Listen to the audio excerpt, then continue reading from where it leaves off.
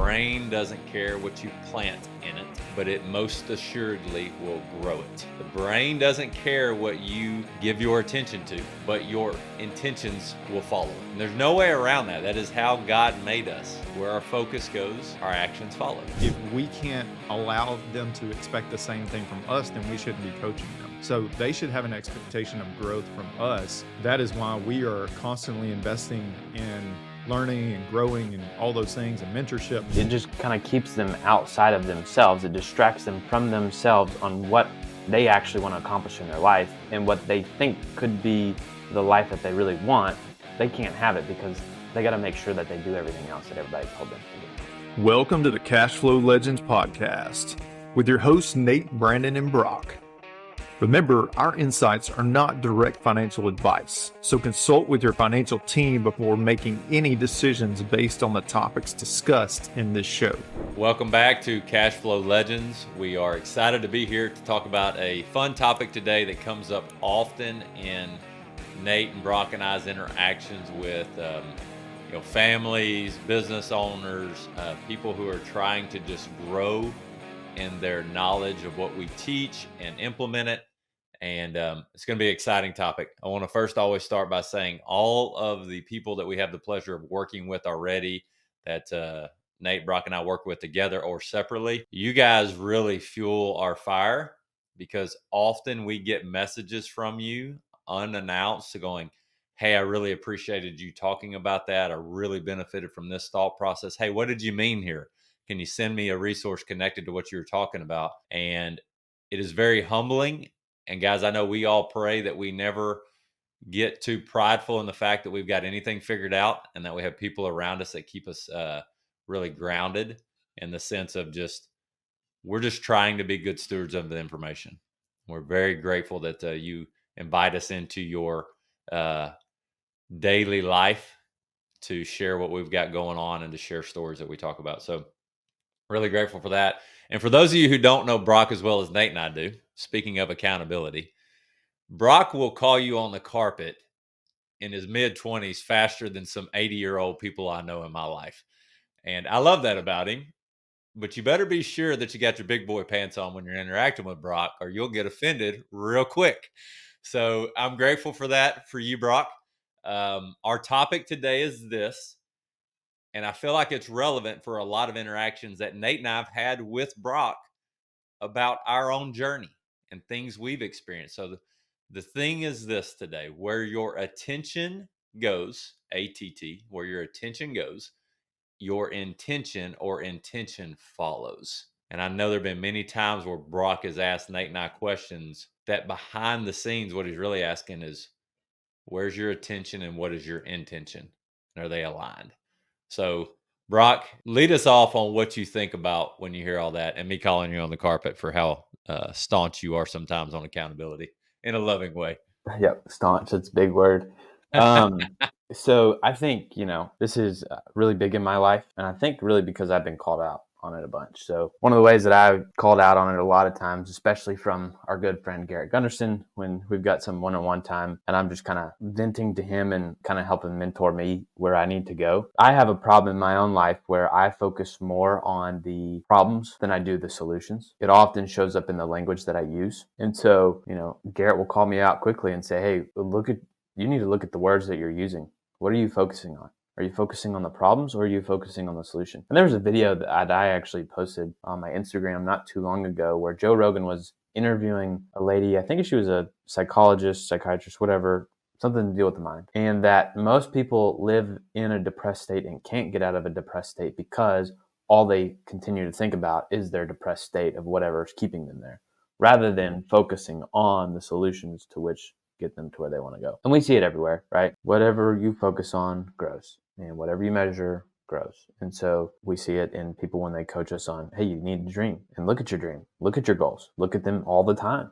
Because when you are aware of them and you're tracking them and you're following them, they will grow, and your likelihood of success will grow much, much larger. Yeah. So There's actually a sign behind my head of a lion, and you can't read it from here, but it says "Feed your focus." What it reminds me of, what you were just talking about, is what we focus on is what is going to grow. I remember that clip because I saw it too, and I think one of the points that she made is your emotions only last for a few seconds. It's the focus on the emotion is where it continues to build and everything like that. You know, when it comes to our attention, there are numerous things, almost an infinite supply of things that can carry our heart away and get us off of our sole purpose. If we want to talk about some things that we learned from Garrett, the reality is, everybody's after our attention. Like, I mean, we wake up and there's someone else's agenda is aimed right at us every day. And it's important for us to recognize that and understand that if our attention,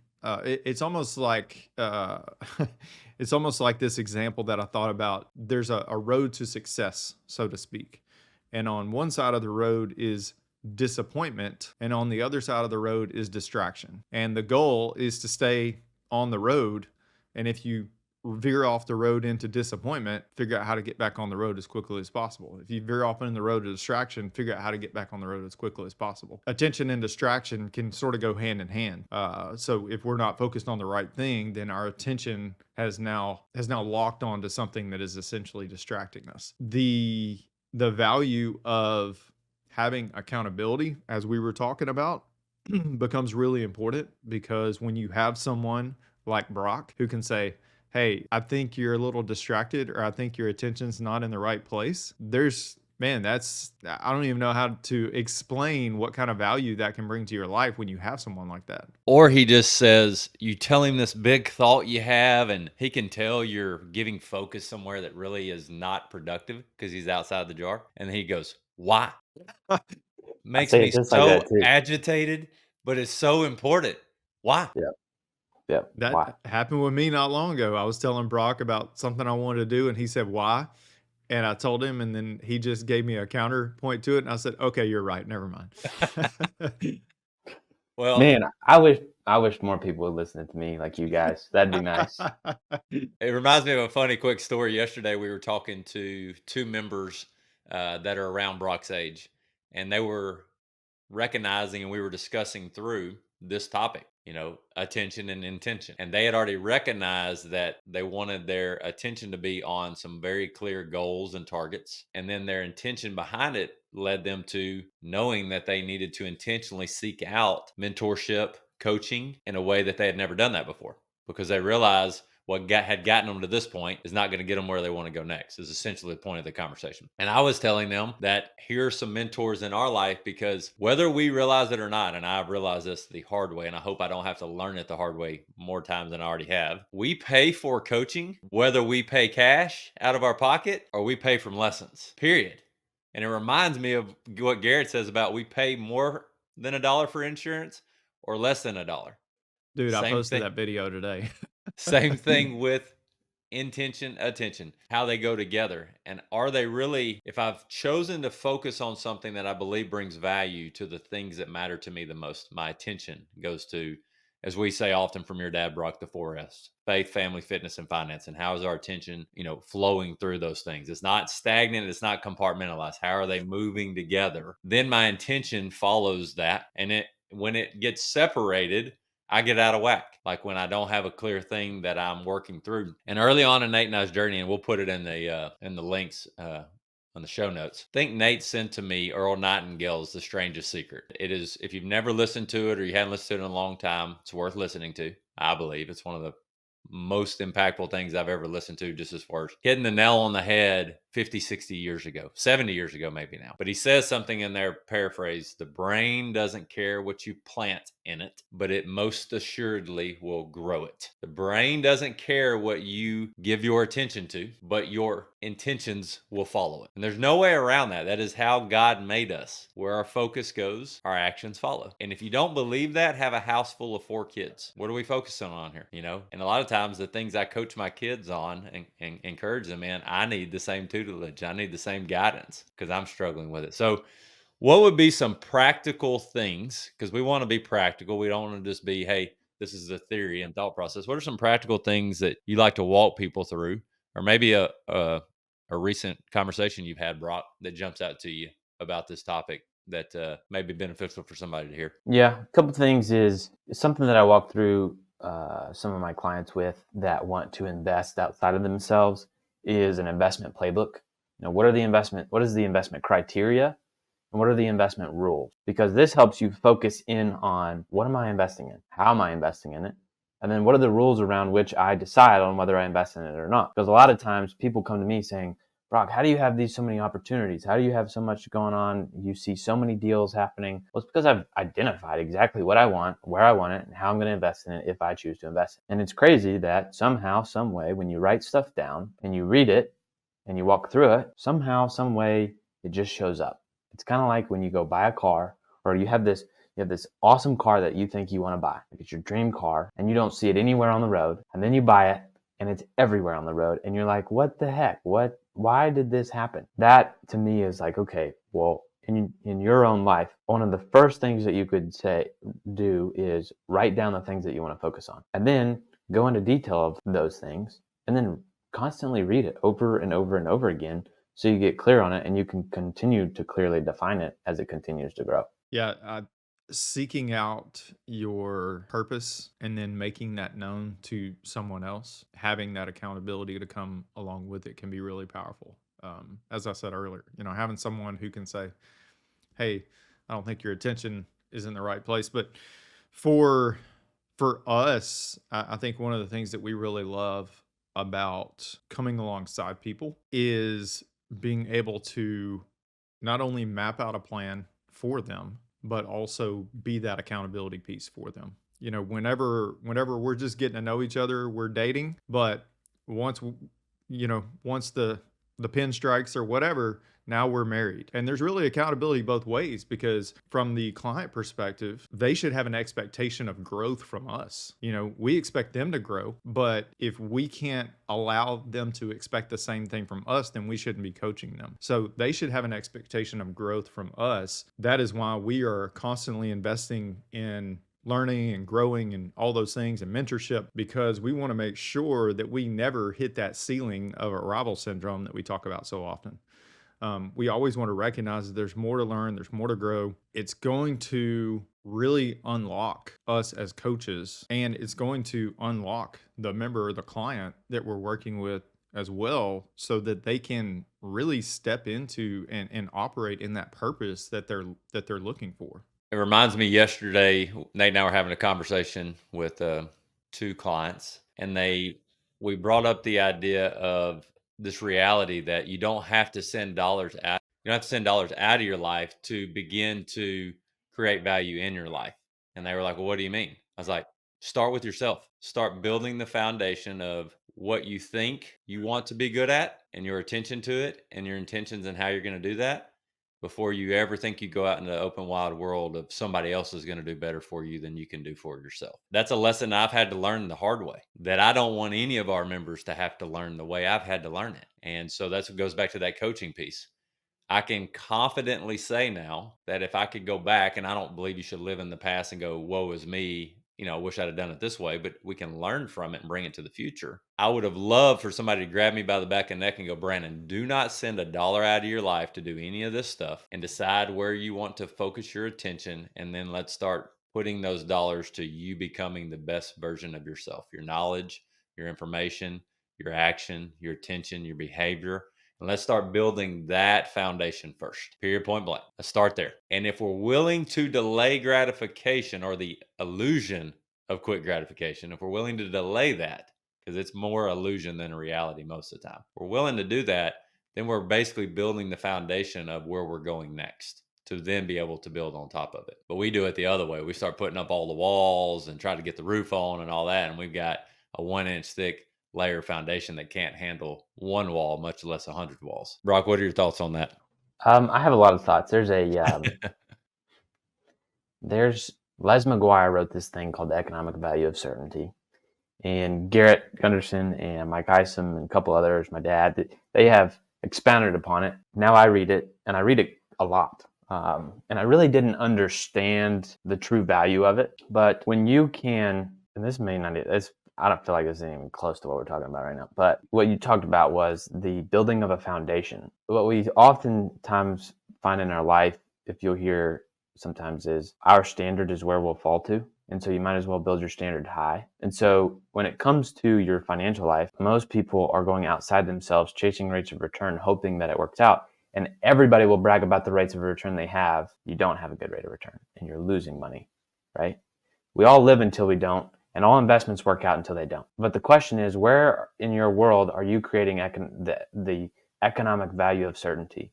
Are you ensuring that your family is going to reach their maximum financial potential, whether you're here to produce or not? What's your baseline growth rate within your financial life? I'd rather get a 4% guaranteed tax-free every single year for the rest of my life than have to ride this up and down market. Hey, I might get 8%, I might get 10%, but I also might lose 50%. Where we want to make sure that we focus is, before going outside of ourselves to get a rate of return from something else, why don't we focus on ourselves and get the rate of return that we want to out of ourselves? Because we are our number one asset, and our number one investment should be our business or career where we create our greatest income. That's where we should take risks, because that is our expertise, our experience, knowledge, purpose, passion. That's where we should focus, because from that, everything else will take care of itself. So talking about foundation, I don't think it's ironic that we have 4 components of economic value that we focus on and promote, which really become the 4 corners of the foundation, which is certainty, as Brock was talking about, control, efficiency, and liquidity. Those are the things that we focus on, promote, believe. That has become ingrained in us when it comes to our philosophy of how we want to operate in our lives, and how we believe wealth can be created with the most freedom simultaneously. When we're able to bring those things into a conversation, in most cases with people that we work with, they have never heard those things. Those are brand new concepts to them, because in the traditional financial world, as we talk about often, it's really more about playing the probability that everything's going to work out the way they put it on a piece of paper, the way they projected it. Best case scenario. And I'd say possibility, not even probability. Possibility. Good word. Yeah. What we really have to ask ourselves, and this is something that I saw Tom Wall talk about, and predictable versus probable. How much of your money do you want to grow predictably, regardless of the economic outcomes, the economic turmoil? What percentage of your money do you want to grow predictably versus speculatively? It is really refreshing when you're able to bring hope and possibility back into someone's situation, because they recognize that, oh, I can actually do something with some predictability, and I don't just have to cross my fingers and hope that it's going to work out the way they said it's going to work out. Because the reality is, we look at people who are getting close to retirement or in retirement. I think if we surveyed the majority of people who are in retirement right now and said, are you where you thought you were going to be whenever you first started working? I think a lot of them would say, no, I really expected to have more. 1000% on that conversation, because I've had about 10 of them since Monday started. Honestly, in different fields, in different areas, in different stages of life, when questions are asked, that comes up often. I don't feel like what I was told to do is going to get me where I'm getting clarity that I want to go. And I hear this often. And it's always from a point of typically love and respect to the parents, if they're, in their 30s or 40s. Like, my parents did the best they could. They taught me everything they could about money. But what you start realizing is their attention and how they were taught to focus on certain things became the way they intentionally live life, whether they realize it or not. I can't afford this.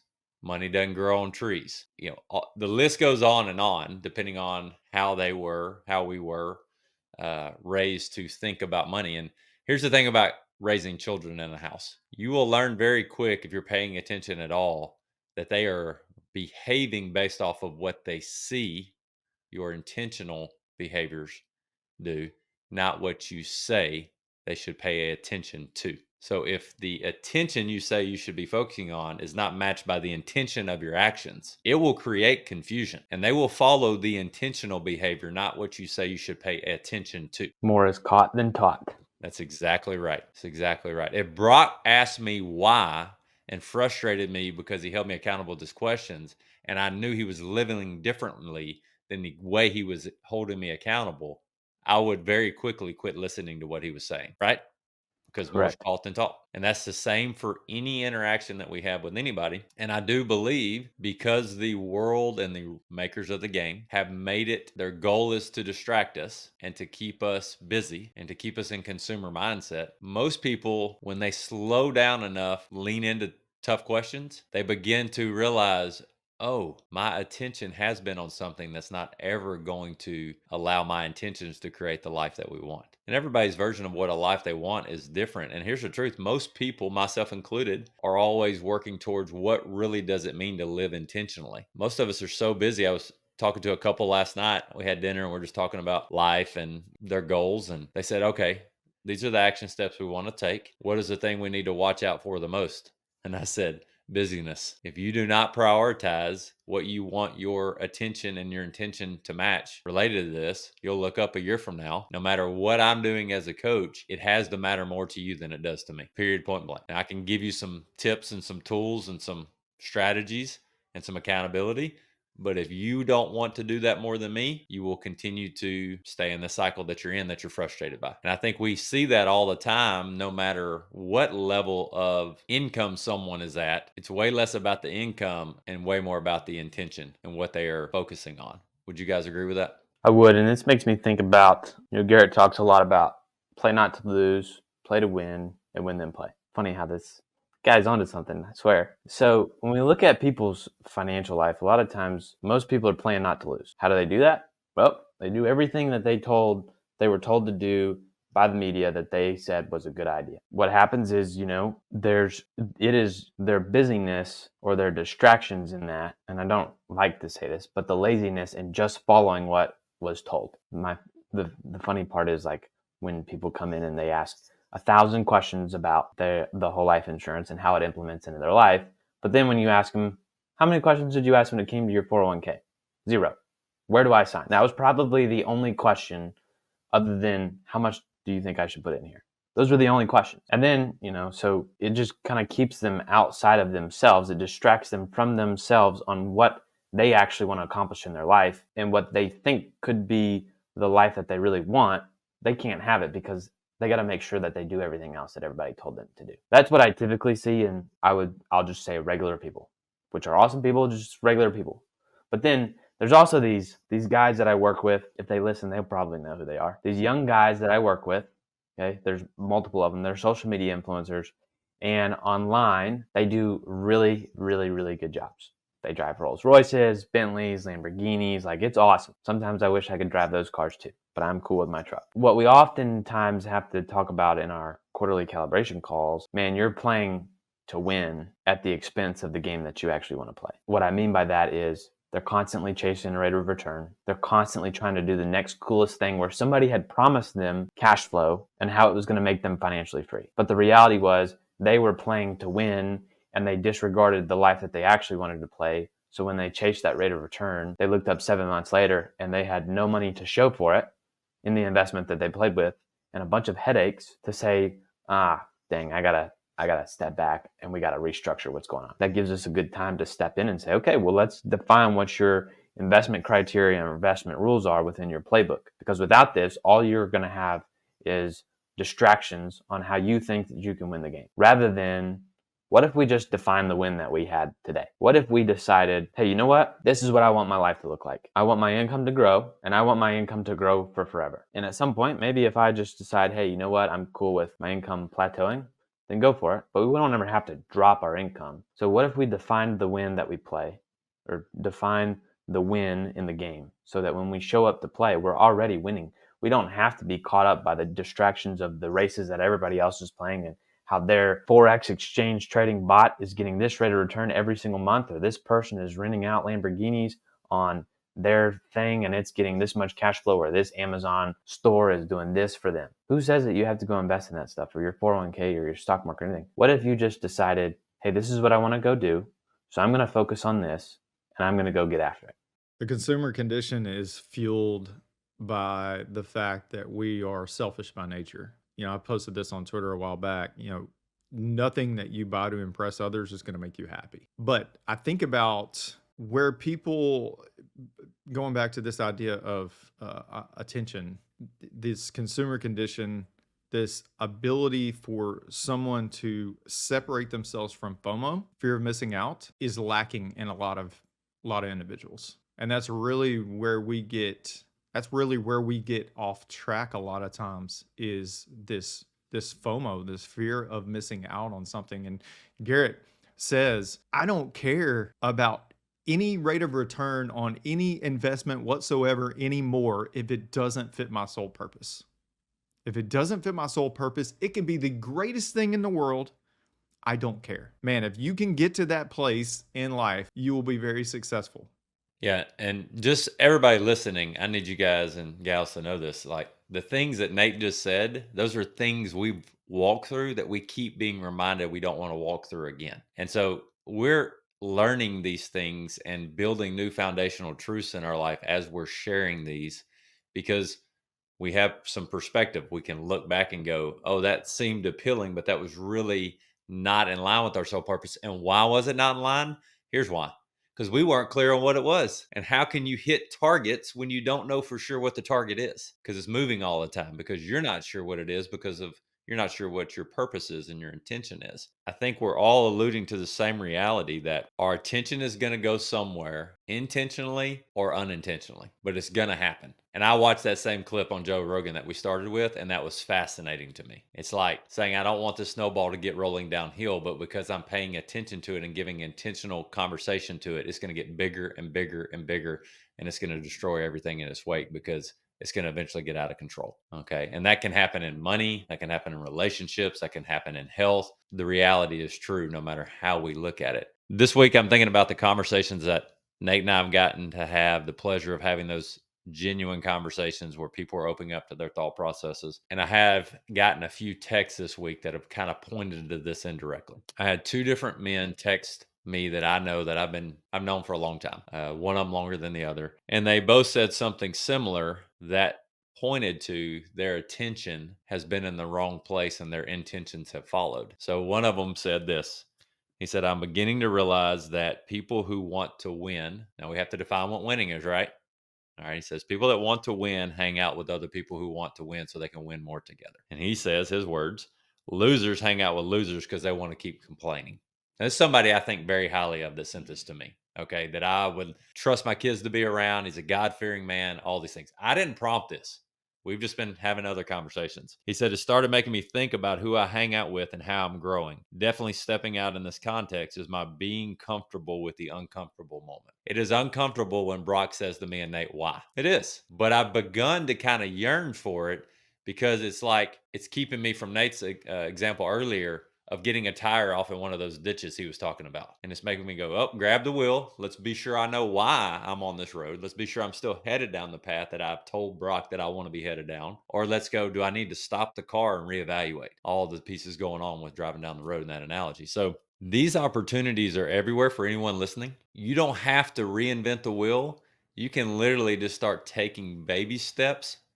That wasn't on purpose, but it worked out well. You can start taking baby steps to your personal development of where your attention goes and deciding how your intention follows. And then you can start getting around people who help you do that. If you listen to anybody who's been successful in a way that you envision being successful, you will hear key themes of, I began investing in myself over and over and over and over again. I was listening to a Jim Rohn quote, and he was just digging into that a video. You, sir, are the person you need to be focusing on, and your ability to grow, and your ability to think about how you think, and your ability to get connected with people that will help you think that way. That's it. Start there. Guys, any parting thoughts? Brandon, when you said baby steps, it made me think about this reality of, if we can take one step in the right direction, that's better than any 1 degree off that we can step in any other direction, you know. And that reminds me of the airplane example. You know, if a airplane is traveling and it's just 1 degree off, for every 60 miles, it gets 1 mile off course, which is pretty insane. So when you think about a destination, just 1 degree off can can really throw you in a completely different direction.